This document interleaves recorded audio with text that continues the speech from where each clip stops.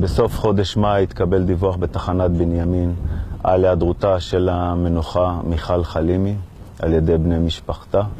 בבדיקה ראשונית שבוצעה על ידי התחנה במקורות גלויים כגון פייסבוק וממצאים נוספים שנאספו על ידם, נמצא כי המנוחה ניהלה קשר אישי אינטימי עם החשוד ברצח, פלסטיני, תושב שכם.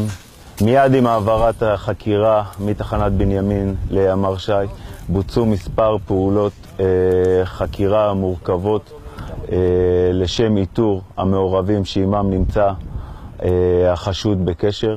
עם הבאתם של מספר מעורבים אלו לחקירה, הוביל אחד המעורבים את צוות החקירה לזירת האירוע, שבה ככל הנראה רצח החשוד את המנוחה.